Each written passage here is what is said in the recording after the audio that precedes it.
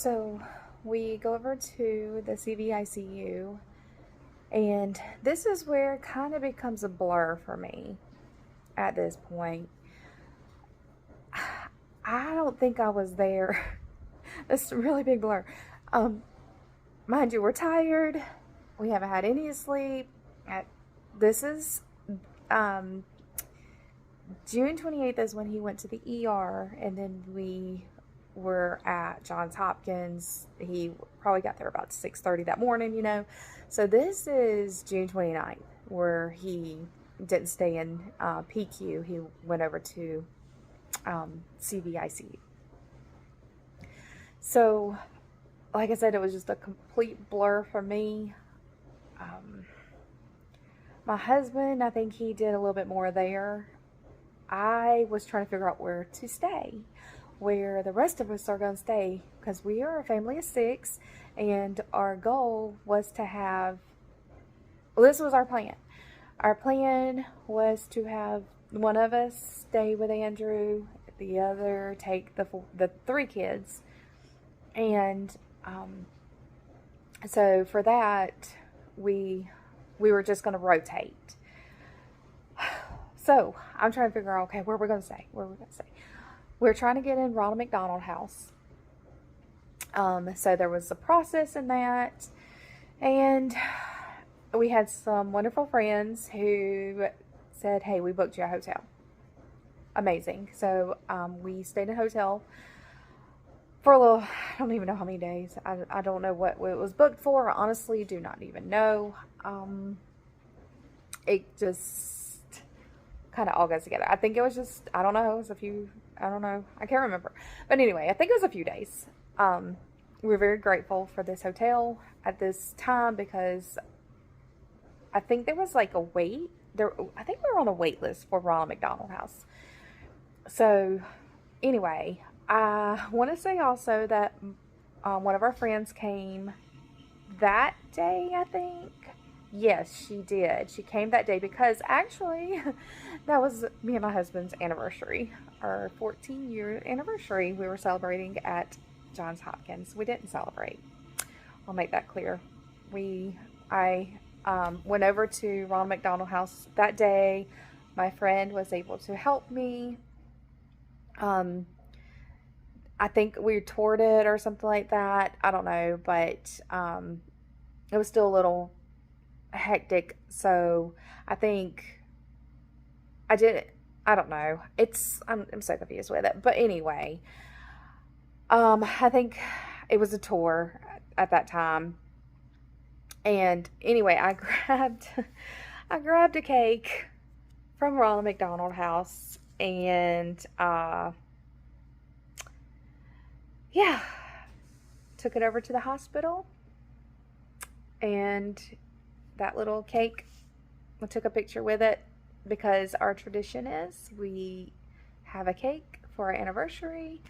No matter where we are, we always have a cake for our anniversary. That's always been our tradition. So we took a picture. It was not the happiest moment of our lives, but he is still my husband, and I'm thankful for him and the 14 years that we've been together. Maybe next anniversary will be different. We never did celebrate that anniversary while our son is in the bed on the ventilator. So don't take for granted what you have, okay? Just celebrate. Enjoy your life. You're celebrating an anniversary, celebrate an anniversary. Do it. Because you don't know the situation you're going to be in, what could be, okay? Anyway, so we did get our little picture. It was not the best, and may have been silly to do. I don't know. But our other kids, they were exhausted, so they were asleep on my husband. Thankful for our friend who came to see. Andrew was not, obviously, the best state right there, but he was actually awake. He still had the tube down his throat, but he wrote on a paper. He would say, write us things, and I thought that was so neat that he could do that, and he was so patient. I was so impressed with my son. I was so proud of him because my husband, he was not that patient when he was on a vent. But I have never been on a ventilator and hope to never, but I know that it has to be uncomfortable. I'm sure of it. Anything down your throat would be terrible. So, the fact that Andrew was so patient with it, I was so proud of him. So, that day, again, the 29th, which is a blur, it was so much going on because he had just moved into that room. I was trying to figure everything else out. So, I don't remember. I'd have to look back and see when I don't think they took the tube out that day. I don't think. I would have to go back and look and see. But I'm going to try to keep these videos a little shorter than going 10 or 13 minutes. But that is kind of what happened that day. It was just kind of like, okay, where we're going to live. And I say that, yeah, because, yeah, we stayed there for a while. Now, I know we don't stay there as long as some people have, but when you don't live in Florida, it's hard because you don't have family, you don't have friends, you don't have anybody there to help you and take kids. But we did. The Lord sent some people, and I'm thankful, and I will get into that as well. But that is all I'm going to go with for now on that one. But yeah, I was just like trying to get situated, trying to figure out what we're doing, where we're gonna stay, and all that. So I honestly don't even know what happened the whole day because I was not even in that room for the majority of it. I know he kept asking, where's mommy, when's she coming? And it was just like, I was just going because I had to figure out it's so much to do to figure out it. And I really feel like there should be an easier process for parents who are going through something like that. It's just a lot of trauma and a lot of stress and a lot of uncertainties. And all I wanted it was be with my child. And I'm sitting here trying to figure out what to do while taking care of 3 other children and in our son sick in the bed.